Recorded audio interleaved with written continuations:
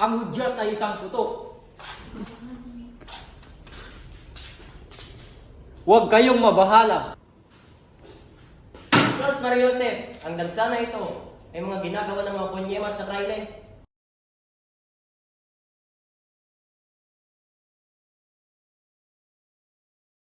Ano ba yan? Malapit na makasyam ng gabi. Wala pa rin si Kapitan General. Buksan na ang mga bali. Nagkagalit ba ang mga praile at general? Ang kahulugan ng Cervantes ay mga utusan, at ang domestic naman ay utusang domestiko. Ano ang kaibahan nila? Ang mga domestic ang nagpaamos na may asal, at ang taong gubat ang mga Cervantes.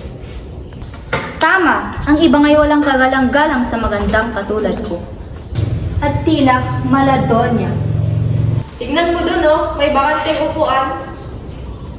Naniniwala akong kay Simon iyan. Ngunit wala ang kanyang presensya.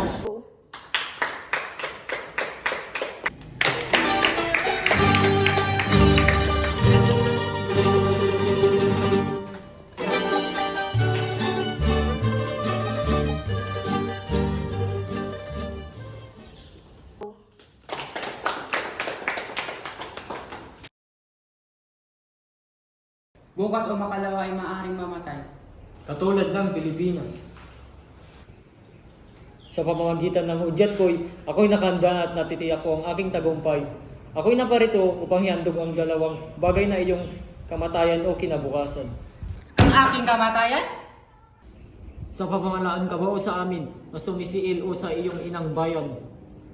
Si Maria Clara? Huli na po kayo. Huling-huli na po kayo sa balita. Patay na po si Maria Clara.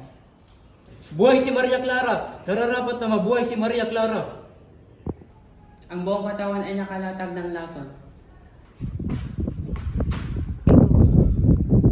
Maria! Nasaan ang asawa ko? Oh, Gusto ko siyang makita. Buhay man o patay, sabat ng 10 taon para mag-asawa ko. Isagani, anong tingin mo kay Juanito? masayahin kapag biro. Naku, Tia, nahulog ang alahas mo. Naku, nasaan?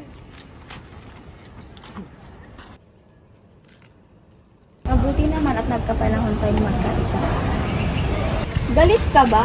Dahil ba kay Juanito? Si Tia lang naman ang may gusto sa kanya. Ikaw nga kahit kanino mo ibinibigay ang mga tingin mo ay kanino hindi mo ko tinibigyan. Ramdam ko ang kalayaan. Pangarap ko makita ang ayan. Kaya at maunlad. Pangarap? Sabi ni Tia, imposibleng mangyari iyan. Isa naman kasi siyang hangal. Hindi siya mabubuhay na wala siyang alipin. Mahal kita, Paulita. Kung mamamatay man ako, sa aking paniniwala, mamamatay ako.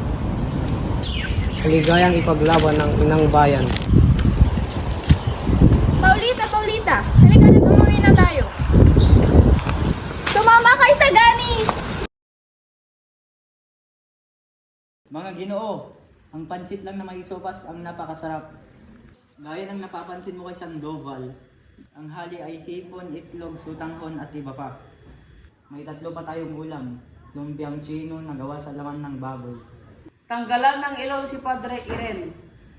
Kaunting paggalang mga Ginoo, higit na paggalang. Ang ikatlong ulam ay isang tortang alimango na mga ipatungkol sa mga praile. Ang ikatlong ulam ay isang tortang alimango na mga ipatutungkol sa mga praile. Dahil sa pagkaalimango, Iyan ay tama at tatawaging tortang praile. paggalang mga Ginoo, paggalang. At pansit gisado na tungkol sa pamahalaan sa bayan. Salud! Makinig kayo mga kapatid. Bumalik kayo sa panahon ng kamusmusan. Ano ba mayroon? Mga praile. Ang mga nagbibinyag at dumadalaw sa paralan ang kaunahang napakain sa inyo ng Diyos. Mga guro, isipin niyong lipunan kung wala sila. Minaman man tayo, nakita ko ang paborito ni Padre Sevilla. Huwag niyo nang habulin, sapagkat na makita ko'y agad umalis. O, tila yata parang ibang mga kilos ng mga estudyante ngayon. Uy, alam mo ba ang binabalak ng magsigan ng estudyante? Ha? Wala kong kinalaman dyan.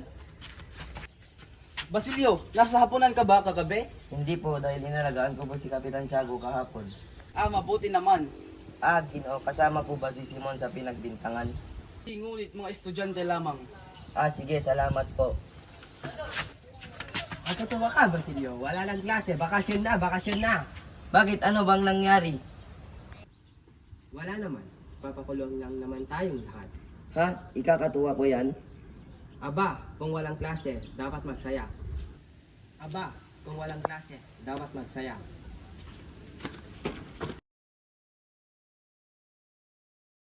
Ano ang ibig sabihin ng estudyanteng Pilipino?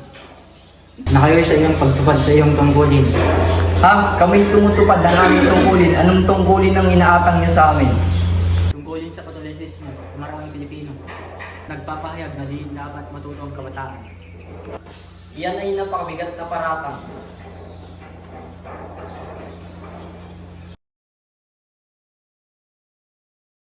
Kapitan Tiago, kamusta po kayo? Mabuti naman, si Basilio. Ang alaga mo ay malungkot itong isipin pero nakakulong siya. Ngunit si Basilio. Mahabang usapin ito. Inumin mo muna ang iyong medisina.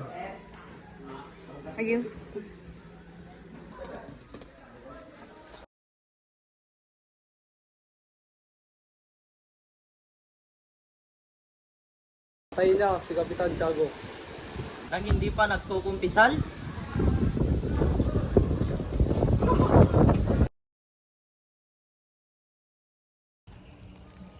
Huwag kang matakot. Nandito lang ako. Tara. Kuwes Iha, ano ang aking maitutulong sa iyo? Naikulong po ang aking nobyo, si Basilio. Kailangan ko po siyang pakawalan. Nagmamakaawa po ako sa inyo. Maaari kitang tulungan. Susulatan ko lang ang Alperes at bukas maaari na siyang makalaya. Maraming salamat po, Padre. Wag po, Padre. Wag po, Padre.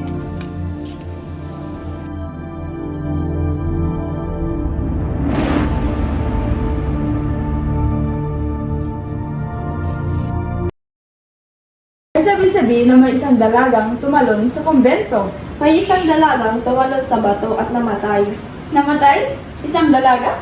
Kawawa naman ang dalagang yon. Ano kaya ang dahilan ng kanyang pagtalon? Sana makamit niya ang hustisya.